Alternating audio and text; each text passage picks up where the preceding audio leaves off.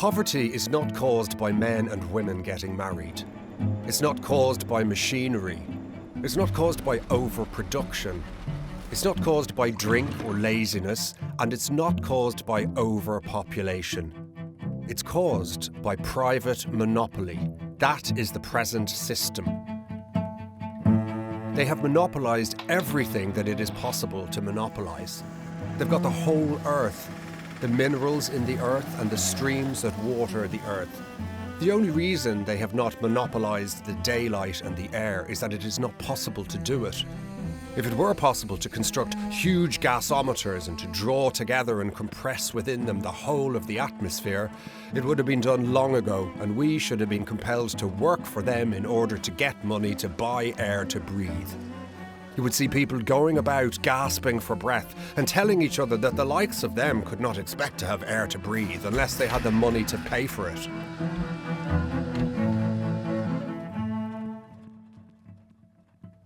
The Bank of England will say, in order to keep inflation down, workers must demand less money.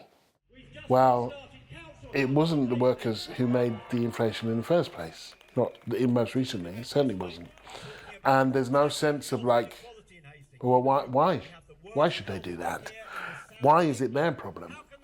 And yet the idea is that everybody has to sacrifice in order to keep this system afloat, when actually it's always the same people who are doing the sacrificing. We're fighting here hundreds of years of oppression, aren't we? We're fighting the fact that Britain has been the masters of setting up an oppressive capitalist system from year dot. We're so good at it that the people have been calmly seduced into thinking that this is how it's supposed to be. And I represent the poorest ward in Hastings, Hollington, and generations of communities there have been living in poverty, and they've been given the message by this government that they're not valued, their lives are not worth anything, and so it's very difficult for them to actually get up and say, we're going to change that now.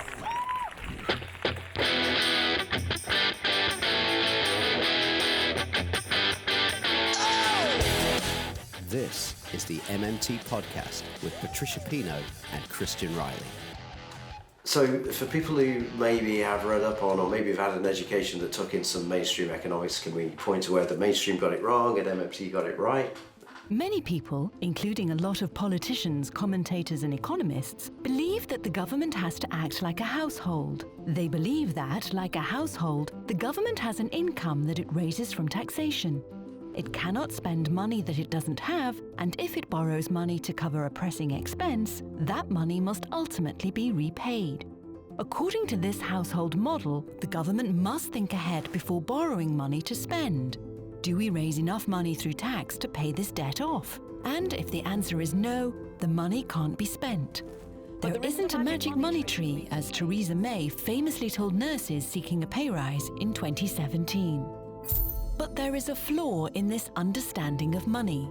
It does not take into account the very important fact that the UK government is the sole issuer of a sovereign currency, the pound.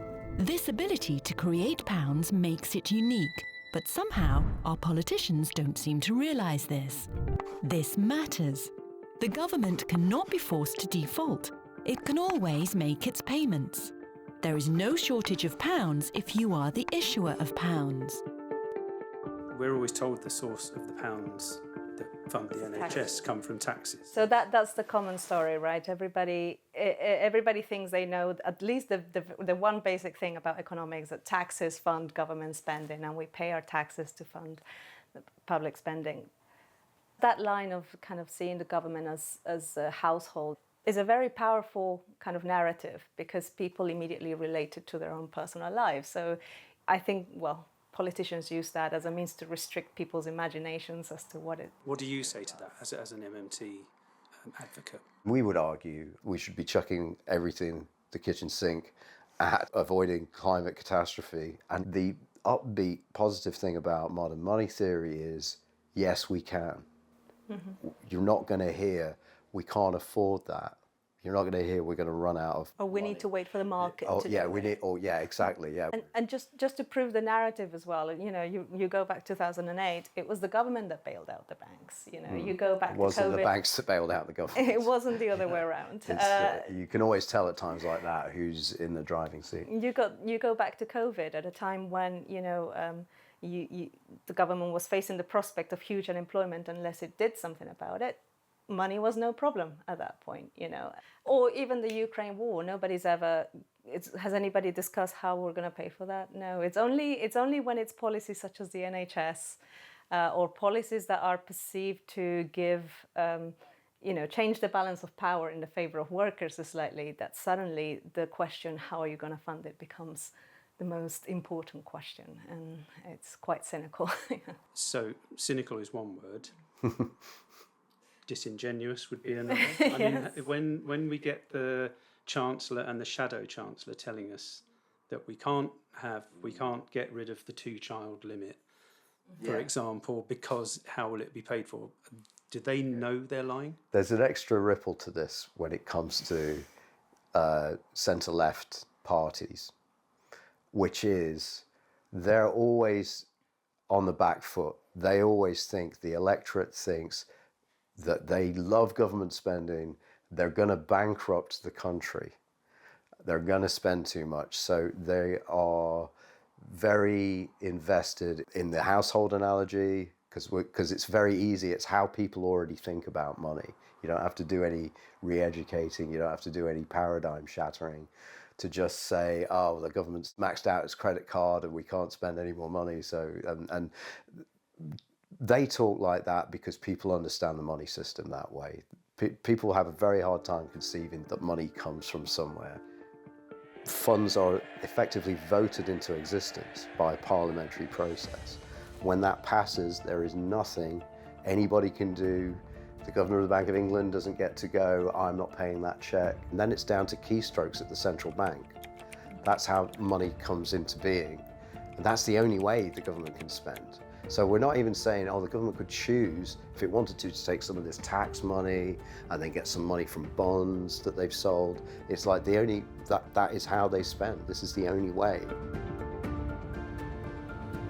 The economic reality is that we're going through another crisis of capitalism.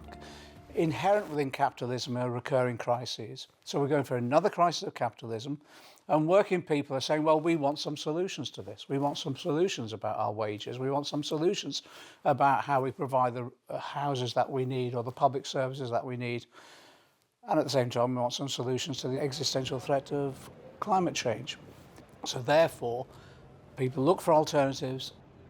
Our economy is dominated by the finance sector, the City of London. The City of London have ruled basically government after government, determining their policies, ensuring that if they seek to do anything radical, they'll seek to undermine them often. So that's the basis of economic power that's wedged. And that filters through into how they then dominate political parties, permeate them with their ideas. So when someone comes up with an alternative, of course what they'll seek to do is use that power and influence to prevent that ever being implemented. So why do entities like the Institute for Economic Affairs have such a downer on MMT? Well, the short answer is it's just not in their interest to do this. So from the 1970s, there is a real kind of incentive to create these think tanks, which are funded primarily by corporate interests, usually, and which are there to provide credibility to the economic theory, which aims to limit the state intervention massively. So, the IEA is one of them, but there are plenty of others, and including the one set up by the government itself, the OBR, which is just there literally to justify austerity, Yeah, think tanks are ideological laundromats, basically. Do we need rich people in our society? What a good question. I suppose the question is, one, how do you define rich? And two, if it's a number, what is the number? And it's also got to be comparable to everyone else. So I don't have any problem with aspiration. You know, and if somebody wants to really go for something and they're successful at it, I think it's right to be rewarded for that. But what is wrong is that one person can single-handedly have more money in their bank account than an entire generation will ever experience. You know, it's just bizarre. And when you see the gross inequality that we have in the world right now, it's in that, if you're talking about that sort of intensity, then I would say no. The fact that you have people who have billions sitting in bank accounts, it doesn't make moral sense and it doesn't make economic sense either. We need more transparency in the way that we talk about economics. I think, I mean, we're a drop in the ocean, but we're trying to do a bit of work and trying to get people to think differently about what is possible. And if you look at the political discourse now in the UK, you see that a lot of people really limit their imaginations with regards to money, with regards to what the government can do. And until we free ourselves from that, we're not really going to be able to demand anything from our government. You know, we're going to live in this state of hopelessness and limit ourselves dramatically at a time when we need action.